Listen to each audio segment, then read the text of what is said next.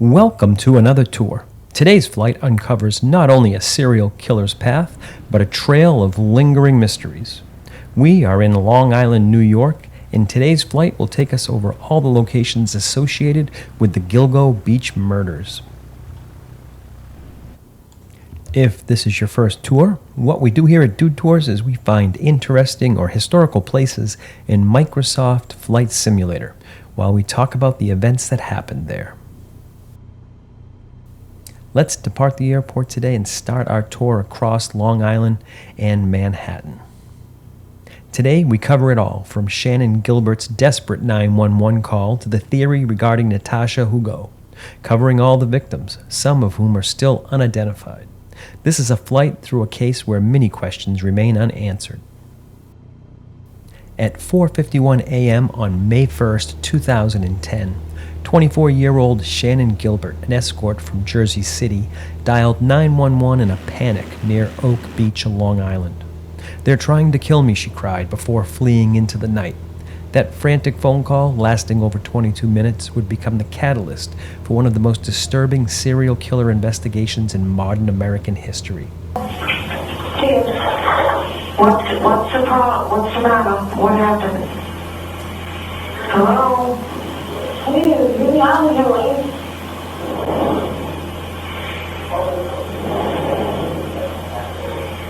Hello? You're being sarcastic about this.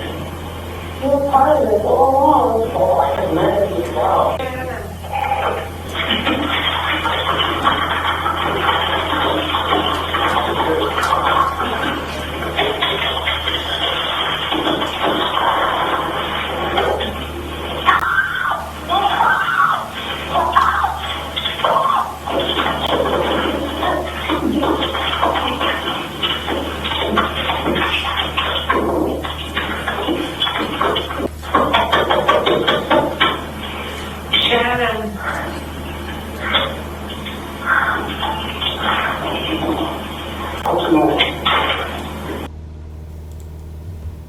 Shannan's disappearance wouldn't just lead to a search. It would uncover a horrifying pattern of bodies dumped along a desolate stretch of Ocean Parkway, known as Gilgo Beach. What followed was over a decade of fear, frustration, conspiracy theories, and finally, in 2023, a long-awaited arrest of a man named Rex Heuermann, who stands accused of being the Long Island serial killer. But to understand the gravity of this case, we begin with the woman whose vanishing turned the tide, Shannan Gilbert. Shannan was born in Lancaster, Pennsylvania in 1986. Raised by her mother, Mary Gilbert, in upstate New York, she struggled with mental health and aspired to become a singer or an actress. Like many young women in difficult circumstances, she turned to escort work through Craigslist to make ends meet. One of the locations we will be flying over is Oak Beach. On April 30th, 2010, Shannan traveled to Oak Beach to an affluent gated community on the south shore of Long Island to meet a client, Joseph Brewer. Her driver, Michael Pack, waited outside. Around 4:30 a.m., Shannan began acting erratically. She ran from the house, she knocked on neighbors' doors, she ran from Michael Pack, and eventually disappeared into the marshes behind the homes. Pack and Brewer both gave statements to the police. Police initially dismissed the case, treating Shannan's behavior as a drug-induced paranoia. They believed she was mentally unstable and wandered into the marsh, where she eventually succumbed to the elements. But Shannan's mother, Mary Gilbert, wouldn't accept that theory. She insisted her daughter was murdered, and she pushed relentlessly for a full investigation. In December of 2010, 7 months after Shannan vanished, Suffolk County Police claimed they were conducting a routine training exercise with a cadaver dog when they stumbled upon a set of human remains wrapped in burlap. Later, it was released that they were actually searching for Shannan Gilbert's remains. Then, over the next several days, they discovered 3 more bodies, each spaced about 500 feet apart along the north side of Ocean Parkway near Gilgo Beach. These 4 bodies were eventually identified. There was Melissa Bartholomew, who was last seen in July of 2009, Megan Waterman, who was last seen in June of 2010, Amber Lynn Costello, who was last seen in September of 2010, and Maureen Bernard Barnes, who was missing since July 2007. All of them were escort workers who had advertised on Craigslist. All had been missing now for months or years, and all were discovered within a quarter mile of each other, wrapped in burlap, suggesting a pattern in a killer who was methodical. The burlap was the type that you get in a hunting store and used by hunters. This cluster came to be known as the Gilgo Four. The investigation suddenly shifted from a missing persons case to a potential serial killer. We are flying along the Ocean Parkway. This takes us along all of the beach areas where the remains were found, starting at Jones Beach, then to Gilgo Beach, and then Oak Beach. When we get to where Fire Island is, we'll head north. On our way to Manorville, where other remains were found, we'll fly over the Suffolk County Police Department. The search for evidence in the surrounding areas turned up more victims. Between March and April 2011, 6 more sets of remains were uncovered along the same stretch of coastline, both east and west of where the Gilgo Four were discovered. These would turn out to be Jessica Taylor. Only partial remains were found in 2011. Her torso had been found years earlier in Manorville, 45 miles away. Valerie Mack, initially identified and known as Jane Doe No. 6. Like Taylor, her torso was found in Manorville in 2000, and then more remains discovered here near Gilgo Beach in 2011. We are arriving over that area now where the first bodies were found. Peaches, as she was known, and her child, a woman whose torso was found in 1997 in Hempstead Lake State Park, and her partial remains found here near Gilgo Beach in 2011. Her remains matched that of a toddler believed to be her daughter. The remains found on Long Island in 1997 were only recently identified as Tanya Jackson, a 26-year-old U.S. Army veteran, and the toddler's remains found were identified as Jackson's daughter, Tatiana Dykes. Also found was an Asian male, John Doe, possibly a cross-dressing escort whose body was found near the other remains. There was also an additional unidentified woman where only a skull was found, and later linked to legs found in 1996 on Fire Island. Identified only in 2023, the remains belonged to Karen Vergata. Then in 2011, Shannan Gilbert's remains were finally discovered, face up in the marsh, a quarter mile from where she was last seen. Authorities were quick to declare her death likely an accident, suggesting she became disoriented and drowned. But this raised more questions than it answered. In 2016, forensic pathologist Dr. Michael Baden examined Shannan's remains and found that her hyoid bone was damaged and fractured, signs more consistent with strangulation than drowning.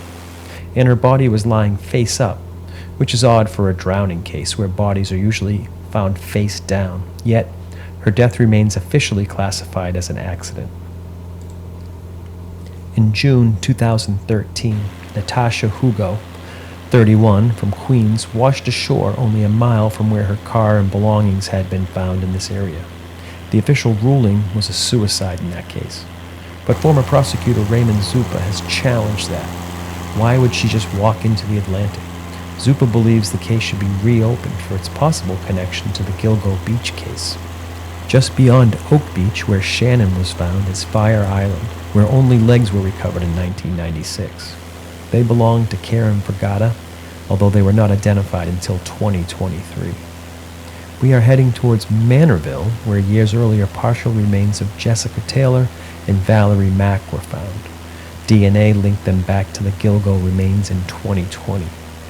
The victim, known as Asian Doe, remains unidentified despite multiple forensic reconstructions. At the time of the discoveries, with 11 victims found, several theories began to emerge. One killer with many styles? The theory that a single predator had evolved over time, switching methods and victims, including women, a child, and a male. Or multiple killers. Perhaps more than one killer was using the area as a dumping ground. There was also the theory of police corruption or a cover-up. Whispers and rumors swirled that some local officials may have interfered with the investigation, especially after former Suffolk Police Chief James Burke came under scrutiny and after he was convicted in 2016 for beating a suspect and covering it up. Was there a Craigslist predator? Some investigators focused on the killer's use of Craigslist to find vulnerable women. It turned out the killer used burner phones to communicate with his alleged victims, although phone records revealed he used Melissa Bartholomew's cell phone to taunt her family after her murder. We are approaching Manorville, where just off of the Long Island Expressway, the remains of Jessica Taylor and Valerie Mack were found. Shannan Gilbert's mother, Mary Gilbert, became the public face of the victims' families. She relentlessly pressured Suffolk County Police, the district attorney, and the FBI to investigate further. She participated in vigils and press conferences and interviews, portraying her daughter not as a cautionary tale but as a catalyst for justice. Tragically, Mary was murdered in 2016 by her daughter Sarah, who suffered from schizophrenia. Mary's death only strengthened public empathy for the Gilbert family and intensified the media attention. Mary's efforts would eventually be depicted in a 2020 Netflix film, Lost Girls, based on the best-selling book by journalist Robert Kolker. The case languished for over a decade until 2022, when a new task force was formed under a newly elected Suffolk County Police Commissioner, Rodney Harrison. With fresh eyes and modern forensic tools, the team re-examined the phone data, DNA, and witness statements. One of those statements had been overlooked. It was taken in West Babylon, where Amber Costello lived. Her roommate told police a witness saw a dark green, first-generation Chevrolet Avalanche pull up to her house around September 2nd, 2010, the night before she disappeared. For over a decade, agencies resisted cooperation and overlooked leads. This new task force took charge and digitized hundreds of files and unearthed the Avalanche description, reviving a path to a suspect. Between 2020 and 2025, forensic genealogy identified several more victims. That was when Valerie Mack in 2020, and Karen Brigada in 2023, and Tanya and Tatiana in 2025 were identified. Each of these breakthroughs humanized the remains that had been found and gave faces to the identities once lost.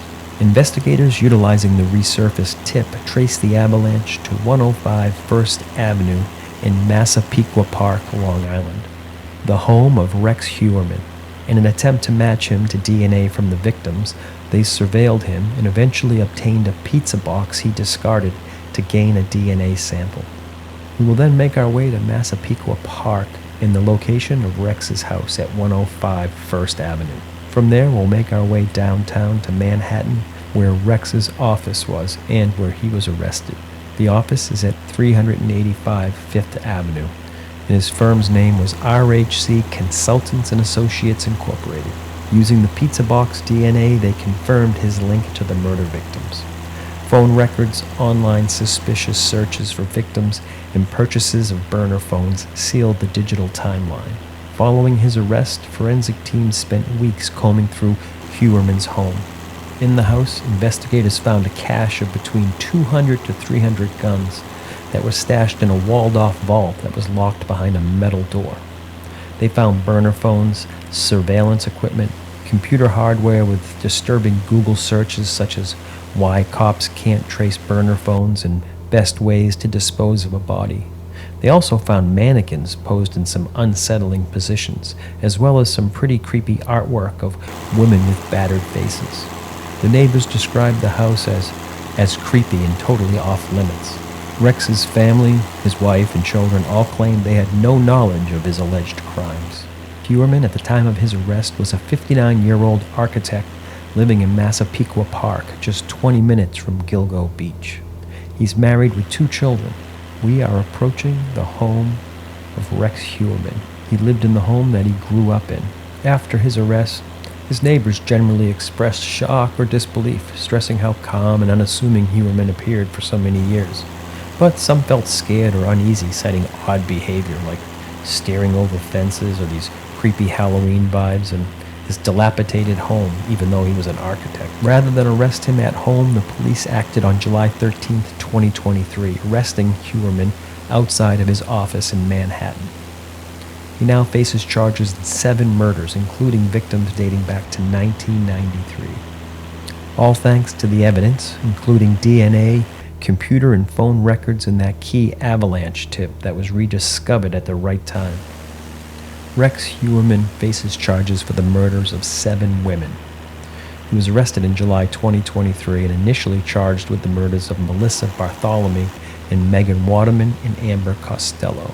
New charges were filed in January of 2024 for the murder of Maureen Bernard Barnes. In June 2024, he was indicted on additional charges for the 1993 killing of Sandra Costello and the 2003 killing of Jessica Taylor. Most recently, in December of 2024, he was charged with the murder of Valerie Mack. Prosecutors allege that Heuermann lived a double life. By day, he was a reputable architect, and by night, he was a serial killer. Even with Heuermann in custody, not all the cases are closed. Some key questions remain.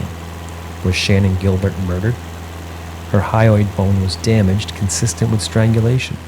She was found face up, which is unusual for drowning victims, and her behavior before her death suggested she was fleeing an attack.